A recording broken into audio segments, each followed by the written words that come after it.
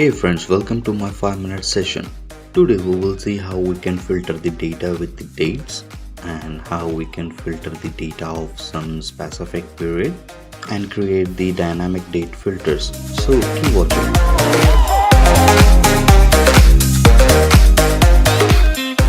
Here we have the two methods to add the dates in the query function, and let's discuss the method number 1. Let's write the query and hit the equal sign and write the query function. Here I am selecting the all columns by the help of star, where column A is equal to date, single notation, then the year, month and date, close the single notation. Now close the query and hit the enter. Here the format which I have mentioned should remain the same because this is the SQL format of the date, and if it will be changed then the query will be completed with the errors. Now we have the data according to the date which we have mentioned in the criteria in the query function. Let's make it more dynamic by connecting it with the cell reference. So every time the date will be changed with the cell reference, the data will be changed accordingly. Here I am giving the reference of the cell where we have the date, and if you don't know how to give the reference to the query, you can go and check the earlier video of mine. Okay, now hit the enter and check the results, and we don't have any results in the query. This is because the query have converted the cell reference into the number rather than date and the format which we have discussed earlier in this video.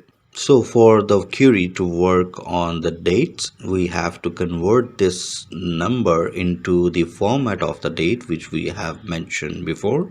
Here we will use the text formula to convert the number into the dates.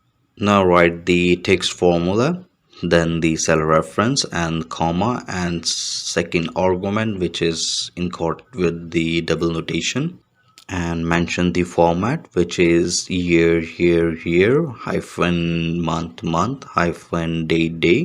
Now hit the enter and see. Now I'm changing the dates in the cell reference and data is populating according to that as well.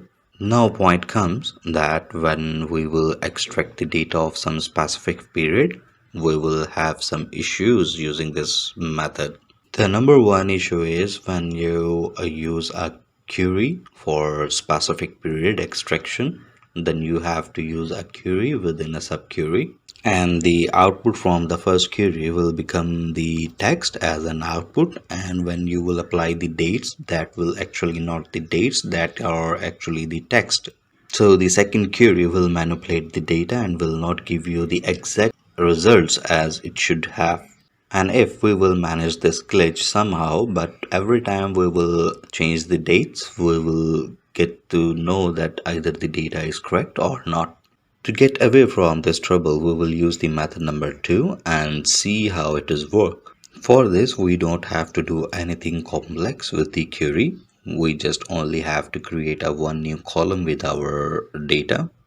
I'm calling this column as a date value, and we have the dates over here. Just copy the dates and paste over here and change the format into the numbers. Now you can see a number series becomes over here because there is only a number on the back end of every date to make it differentiate.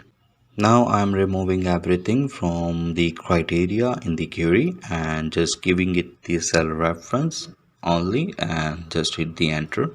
And also mentioning the column which we have creating now, which is the date value, and where the date value is equal to the cell reference. You can also see that this is also working perfectly. Now we will move to the subquery to assign it to the some specific period. We have the one cell reference and create another cell reference for the second date, which will be the end date, and the first one will be the start date. The logic comes here that when you are binding the data with the specific period, then you have to first write the query to extract the data for the maximum of the value, which is my end date. I'm writing in the query that my date should be less than or equal to my end date. So the query will extract all the value till that end date. Now apply the second query, which is the subquery, and if you don't know about this subquery, how it works, then you also go my earlier video and watch it. You will get to know.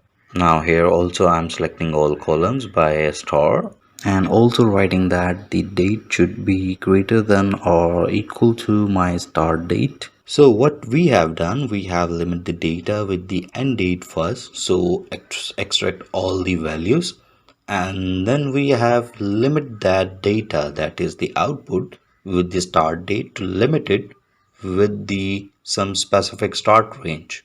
So you can see we have the output according to the specific period. Now rearrange the data with the dates with order by clause.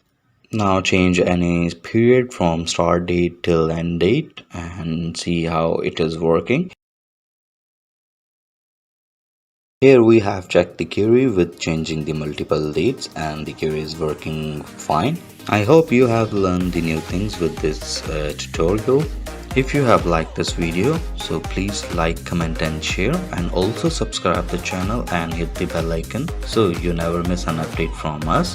We will see you in the next session, and until then take care, good care and peace.